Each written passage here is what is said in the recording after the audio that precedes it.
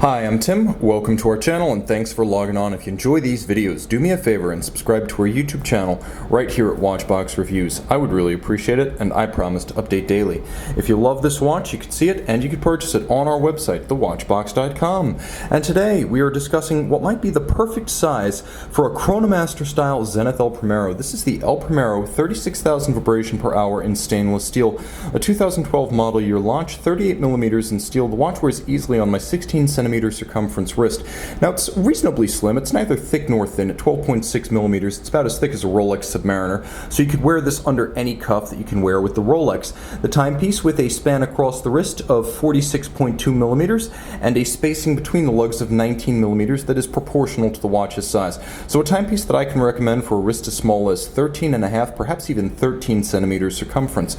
Zenith's bracelet is rarely seen, and that's a shame because it's one of the best in the business. Let's get close. You can see that in many ways it's a 3-link design, but not an Oyster ripoff. Handsomely integrated. You can see the end link is artfully matched the slope of the lugs as well as the curvature of the case. Now in profile you begin to see why I love this bracelet. Every individual link on both sides of the bracelet is removable for sizing, and whereas some bracelets have big gaps on the underside to avoid pinching skin or pulling hair, you can see that between the rollers of the links the tolerances are so tight that they can't actually catch hair or skin.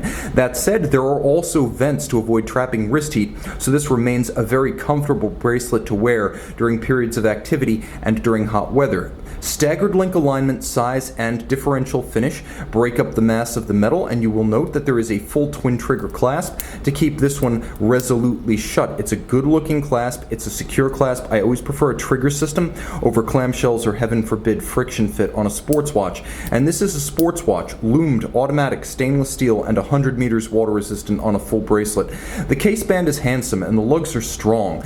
It manages to make a statement without overplaying the lines of the case, and at the same time it's not quite as anodyne as the flank of a modern Rolex. This one has a little bit of a curvaceous sexiness about it, a sinuous grace that's absent in something like a Rolex Submariner, and I'll show you what that looks like for comparison's sake. That's the Super case, and that is the Zenith Chronomaster case. Give me the Zenith any day. The Zenith star on the crown, vintage-inspired pump-style pushers, and then you have a box-section sapphire that creates both an expensive appearance because box-section sapphires are not cheap, and a little bit of an air of a vintage Zenith watch, as much of this design language is a hand-me-down from 1969, but in the best possible way. There's a tachymeter on a dial that features an outstanding set of concentric grayscale layers, the tachymeter allowing you to gauge the speed of an object over a kilometer or a mile, and then you can see alternately silver and gray. You have various metallics, applique indices that are loomed.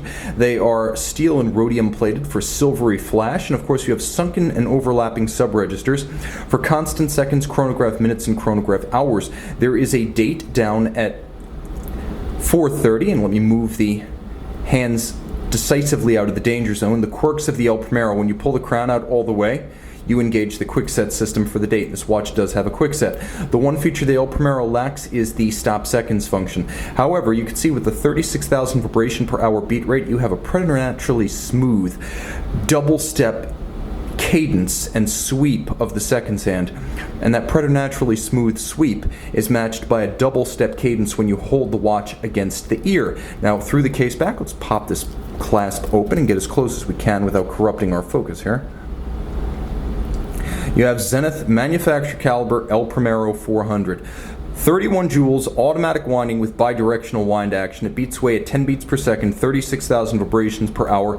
It has a 50 to 52 hour power reserve, 100 meters water resistant as you can see, and it features a lateral clutch with a column wheel, so the actuation is very, very crisp indeed. Moreover, the El Primero is one of the best looking automatic chronographs. You can see the column wheel just underneath my pinky finger, and you can see it interacting with its levers and horns.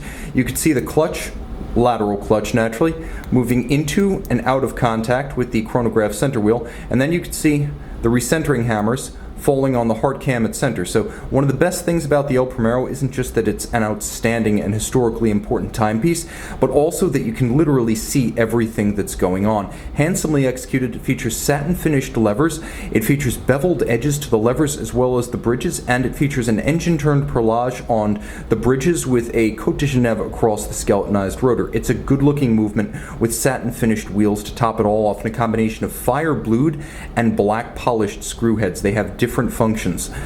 Turning it all back over, it's just a perfect size. A watch that's agreeable for a smaller wrist, but also for larger wrists that have a taste for discretion as well as traditional proportions and traditional dimensions. This is the 38mm Zenith El Primero 36,000 vibration per hour. See it and make it yours on the watch box. The Zenith El Primero by night